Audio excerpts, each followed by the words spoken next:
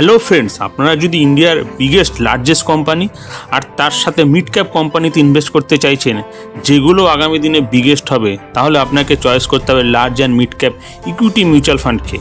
যেই ফান্ডটা তার মেজর পোর্শন ইন্ডিয়ার বিগেস্ট 250 কোম্পানিতে ইনভেস্ট করে। ফ্রেন্ডস, আপনারা নাম দেখেই বুঝতে পারছেন এই মিউচুয়াল ফান্ড কোথায় ইনভেস্ট করে।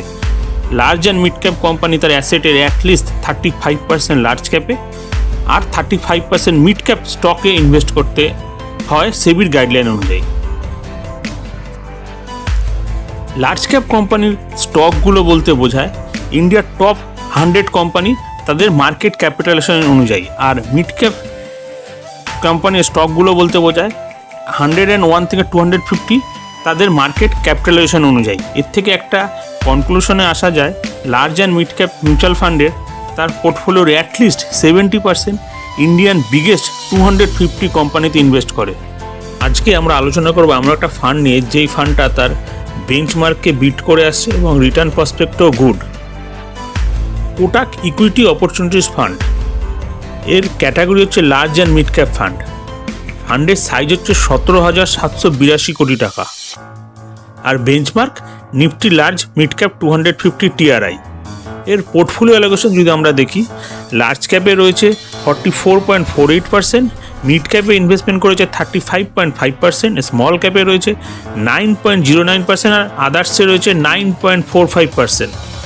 এর টপ 10 স্টকগুলো রয়েছে পোর্টফোলিওতে HDFC bank, State Bank of India, Axis Bank, Maruti Suzuki, Larsen টুর্বো, ICICI bank, Bharat Forge, Bharat Electronics, Linde India, ITC limited.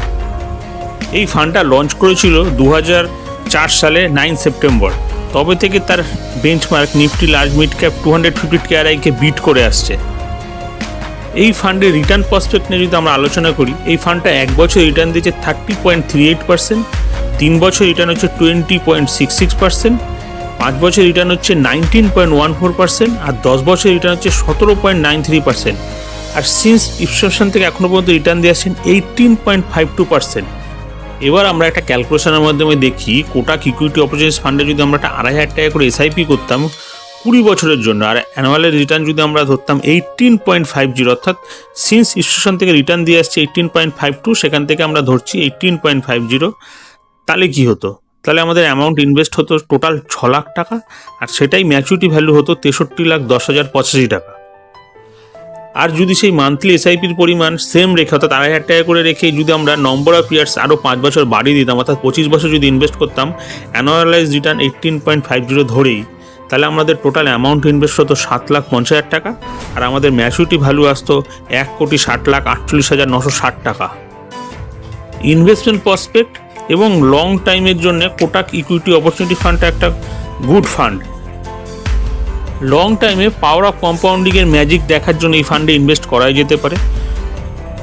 ফান্ডের পোর্টফোলিও এবং রিটার্ন প্রসপেক্ট একটা খুবই সুন্দর ফান্ড। এই ফান্ড সম্বন্ধে যদি আপনাদের আরও কিছু জানার থাকে, আমাদের এই হোয়াটসঅ্যাপ নম্বরে আপনারা হোয়াটসঅ্যাপ করতে পারেন, আমরা এর সম্বন্ধে আরও কিছু বিস্তারিত আপনাকে জানিয়ে দেবো।